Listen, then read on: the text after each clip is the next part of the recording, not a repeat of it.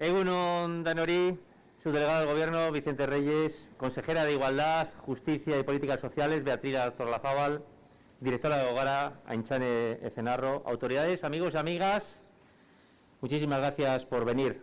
En esta semana hace 24 años que ETA asesinó a Miguel Ángel Blanco y más de 40 años que asesinó a Sotero Mazo. Cegaron la vida de dos personas sencillas, un peluquero y un concejal de Ermua, y con ello sus proyectos de futuro, sus conciertos, sus partidas de cartas, sus angustias, sus miedos, sus alegrías. Dos personas sencillas, con orígenes humildes, con orígenes cántabros y gallegos que vienen a definir lo que define nuestro territorio, nuestro Ermua, nuestro mundo, que es la pluralidad, la diversidad y la multiculturalidad.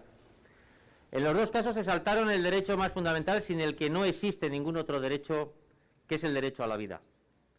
En Ermua ETA asesinó a Miguel Ángel Blanco y a Sotero Mazo, pero no consiguieron doblegarnos ni arrebatar nuestra dignidad y libertad.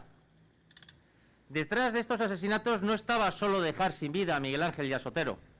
Era tratar además de imponernos con las armas, el miedo y el terror, su visión totalitaria y excluyente del mundo. Por todo esto hoy queremos recordar a Miguel Ángel Blanco y a Sotero. Queremos apoyar a sus familias. Quiero, igual que hice el año pasado, recordar a Miguel y a Consuelo, los padres de Miguel Ángel, que desgraciadamente nos dejaron hace poco. Y quiero también, por supuesto, recordar a la familia Sotero Mazo, con la que he estado muy unido desde que era niño. Y quiero decirles que se acabaron los momentos de soledad, de estigmatización, y que aquí está esta institución, aquí está este ayuntamiento y aquí está este alcalde para cualquier cosa que necesitéis.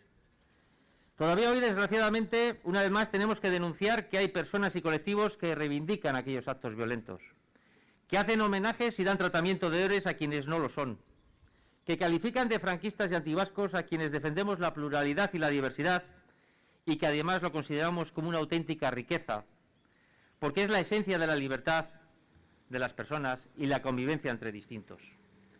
Seguimos viviendo momentos especialmente difíciles, tiempo de mucho ruido, de exaltación de lo radical, de nacionalismos retrógrados, de los fascismos que en el pasado ya nos condujeron al mayor desastre humanitario de la historia, que fue la Segunda Guerra Mundial. Fascismos que tratan de seducirnos con un lenguaje mentiroso cuando se habla del pueblo y del nosotros, donde parece que nos incluye a todos y a todos, pero que detrás de ese pueblo y de ese nosotros solamente están ellos y los que piensan como ellos.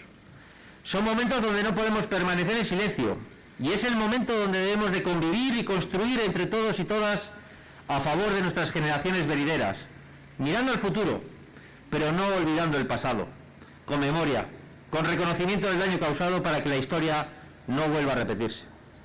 Son momentos donde tenemos que poner en valor este precioso mundo de colores, frente a los que defienden el mundo en blanco y negro.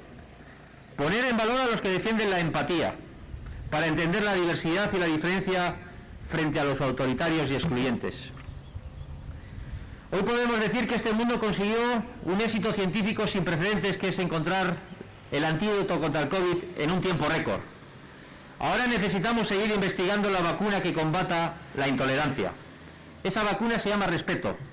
Respeto al distinto, al que no piensa como nosotros, al diferente, y está en todos y cada uno de nosotros y nosotras cultivarla. Decía Rafael Alberti, cuando hablaba de la paz, paz, paz, paz luminosa, una vida de armonía sobre una tierra dichosa, paz sin fin, paz verdadera, paz que al alba se levante y a la noche no se muera. Amigos y amigas, inoculemos de respeto y tolerancia al mundo entero como solución a la convivencia entre distintos. Solo así conseguiremos una paz duradera y verdadera. Eskerrik asko, muchísimas gracias.